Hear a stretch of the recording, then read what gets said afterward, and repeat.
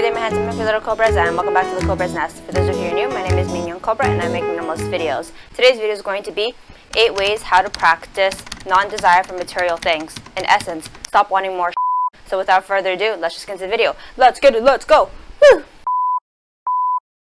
I know you're all wondering, what is this? I saw a small wardrobe, had her hair in like a little cute bun, and then like the hair coming down like this, and I was like, yo, I need to try it, so this is the look. Number 1, it's human nature to want more stuff. We are biologically designed to feel secure with more things. When we perceive that there's abundance, we feel secure. So it's completely normal. You feel the way you feel when you feel like, oh, I'm definitely going to feel better when I have more stuff, because from an evolutionary perspective, you are wired to feel that way. Does this mean we have to be a slave to our biological urges? No. That's why we have a prefrontal cortex. We can rise above that and make our own decisions. So how do we take this information? It's all just a perception in your mind about abundance. If you already feel like you have abundance, then you will feel satisfied and you won't want more things. So, or how do we get to this mental mind flip of feeling abundance without actually having stuff? Well, we will get to that in point 7, which is gratitude. Number 2, we have a natural tendency to want more. So just as I mentioned before, it's evolutionary, but you don't have to be a slave to this. We, as humans, have the ability to control our desire for more things. So once you realize that you actually have the ability to choose, you can choose if you want to indulge in it or not indulge in it, that will actually set you free. And once you realize, oh, I could choose to indulge in it or not, it's totally up to you. It is actually all up to you. And I think that knowing that you have the power will enable you to make better decisions and better choices in the future. Number 3, material possessions cause both joy and suffering. We all think that if we have more stuff, we're going to be a lot happier. But in Zen, we're taught that that's not necessarily the case. And I think on a practical level, like, I don't want to get too philosophical here, but the more stuff you own, the more you have to take care of it. And taking care of it can be joy and a burden at the same time. Like, the more clothes you have, gotta wash more clothes. But on the flip side, not having enough also is kind of burdensome, because then you have to constantly be washing your little amount of clothes. So you just kind of have to find a balance. What I'm trying to say is that don't be sucked into the idea thinking that if you have more, it's 100% going to be only good. There's no such thing. Everything in life has good and bad. So once you just realize that, it's just good to be aware. Number 4, learn to love non-material things in your life. What are some of those non-material things in your life? I have it here, a list. Family, freedom, safety, shelter, and food. I know that these things sound so like obvious, but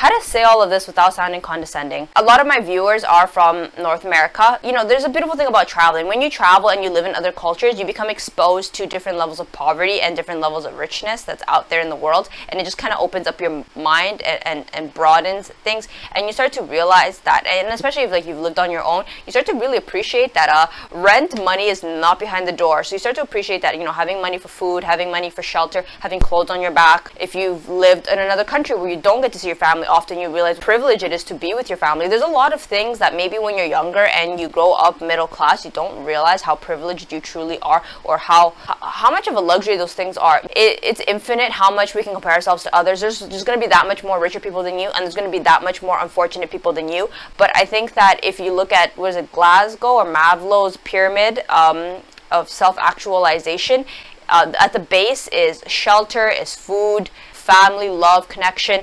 If you have those things, you are already doing quite well, because a lot of people who live without that. I'm not trying to say, you know what, like, stop complaining, blah, blah, blah, you already have it so good. No, it's not. What I'm just trying to say is that if you're wondering how you can stop putting so much emphasis on material things, you might look at some of the abundance that you already might have in your life. And once you realize that those things are what makes your life truly enriched, you might realize, oh, you know what, maybe those material things, how to put it, those material possessions are not going to be substitutes if you don't have those things in your life. So if you have those things, you're already doing quite well. Number 5, enjoy empty spaces. Enjoying empty spaces is something that takes a little bit of time to get used to appreciate the art of emptiness. You don't have to be dogmatic with this either. You don't have to be, you know, a zealot about it. You don't have to live like monk-like. If you want to, go for it. But take it slow, take it easy, and just appreciate that. You don't need to have every nook and cranny of your home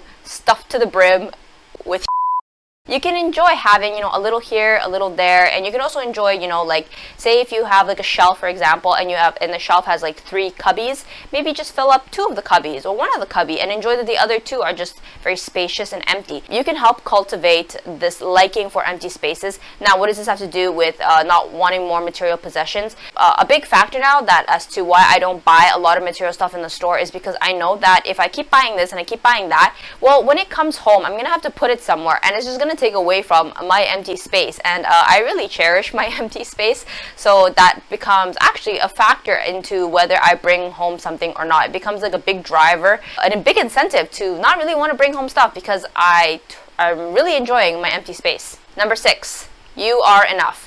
I have made a lot of videos in the past about talking about like my journey with finding my own enough of myself. I have in the past, and I think these are just growing pains, honestly. In my youth, in my teen years, I didn't feel pretty enough, I didn't feel thin enough, I didn't feel rich enough, I didn't feel successful enough. But it turns out in the end, having myself is all that I ever needed. So now I implement stuff to just kind of give things a little bit of a spruce. I watch my figure because I feel a lot better being a little bit leaner than being a little bit chubby, but I still love myself at being chubby. I wear a bit of makeup now, but I don't have to like cake it on, but at the same time I don't have to makeup free. These are just the middle ground that I have found in myself, but at the core of it is because I feel very comfortable with myself. I feel very like happy with who I am. So what does this have to do with shopping? A lot of things that I used to buy in the past were just representations of the void that I was trying to fill. I used to buy really thin clothes that were like 2 sizes too small for me, because at the core of it I just wanted to be thin, and I thought, once I'm thin, I will fit those clothes. Those clothes were for my thin imagination of a body, I'm not gonna go down the whole rabbit hole if you guys have watched my other videos about like my whole like body image stuff, but it turns out in the end, I just needed to be thin, and then once I became thin, I didn't feel the need to have to buy clothes 2 sizes too small. In the end, I do now buy a lot of oversized clothes, large, extra large, medium, because I really like my clothes being very like loose and very comfortable. I much better appreciate that than being like a sardine like sucked into a tiny little outfit. So all of these things were just band-aids of my insecurities. I'm not claiming to have healed all of my wounds. It is always still a work in progress. I'm always growing, I'm always learning, I'm always changing. But what I'm trying to say is that once you I think it's important to address how you feel about yourself and figure out, you are enough. If you want to wear makeup, that is up to you, but you are already enough without makeup. You're already enough without all the luxury purchases you feel you need to. If you feel like you are struggling with a shopping addiction, look at what the purchases are and what they represent to you, and instead try to maybe work on figuring out how to address those voids instead of using like your material possessions to be a band-aid to it. And then it'll bring you to a place where you can better appreciate your material things because you better appreciate yourself. One thing that I wanted to add is that material possessions do not add more to you, because you inherently are already enough. And once you figure that out, put a damper in that obsessiveness to purchase stuff, because nobody likes feeling a void inside. I certainly didn't like feeling a void inside. Of course I wanted to go out and shop and just, dull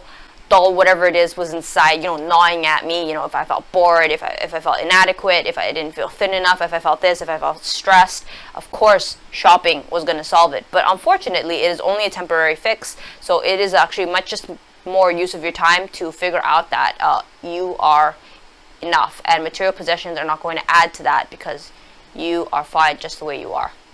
Number 7, cherish what you already have. Some of the big mistakes that I made in my minimalism journey was my obsession with decluttering. I got rid of a lot of my material possessions, and there's a lot of stuff that I regret that I decluttered. I don't care what the minimalism community says out there that chuck it, you won't regret it. That is a lie. The thing that I regret the most is that I didn't cherish what I had, and I feel like I really loved those items, but I felt like loving those items was holding me back from who I could be. But getting rid of those items wasn't the solution to finding out who I was. They weren't holding me back. I was holding me back. And taking it out on my material possessions was not the way to go. If you are in your minimalism journey and you're trying to kind of overcome this desire for material possessions, instead of trying to tell yourself you can't have those things, I think it'd be really healthy to look at what you already have. Shop around in your closet. Find the items that do spark joy and get more use out of them and enjoy using those things. I want to give like a little story to kind of illustrate my point. This is my Coach bag that I bought 10 years ago, and this summer is the most I had ever worn this bag. Before, it was like, bag was just too pretty to use. There was periods of time where it just didn't match what I wore because I was really into like the monochrome minimalistic look. There was a whole array of reasons why I never wore this purse. When I bought it, I really liked it, and it was never that I didn't like it. I always liked it, but I had a bunch of excuses as to why I was never going to use it, and I decided this was no more. So I decided, instead of always lusting after material stuff or having a certain idea in my mind of what my life should look like, I decided to shop in my closet and get use out of items that I had been squirreling away. This bag, I started using it. It just became my daily bag. But I decided I am not decluttering another damn bag ever again in my life. I am going to wear my bags to the ground. That is an example of me cherishing and appreciating the things that I already own. So look around in your closet, see what's good. I think that instead of looking at the stores and wishing you wanted this, or looking at Instagram and wishing you looked like that, or your room looked like that, look at what you already have and practice enjoying it. And once you start to cherish what you already own, you will find that you are just way more happier, and the stuff in the stores just doesn't look as good as what you already own. Okay, and the last point, number 8, expressing gratitude. This was the point that I mentioned in the first one that we were going to talk about. That is at the core of all of this. If you're wondering how you're going to get over wanting more material stuff, it is unfortunately only going to come with you practicing gratitude. It's essentially a skill that you can pick up and practice. I recommend picking up some Zen books. Zen books talk a lot about non-attachment to the material world and stuff like that. I think ease into it. I went down a deep rabbit hole and I was like, what is the point to life? But one of the beautiful things about Zen is, among some of the teachings, is realizing that there isn't a point to life. You prescribe the point to life, your point to life. Once you start practicing gratitude for the things that you already have and the things that already are in your life, you won't realize the true abundance that you already have in your life. Regardless, if you're in your little journey to want less stuff, try to use all of the tips and tricks that I have mentioned in this video, and I wish you the best of luck in your journey. So thank you so much for taking the time to watch this video. If you haven't done so yet, hit the like button, subscribe, check out my Instagram for Mignon Cobra goodness, and I'll see you guys in my next video. Thanks for watching. Bye!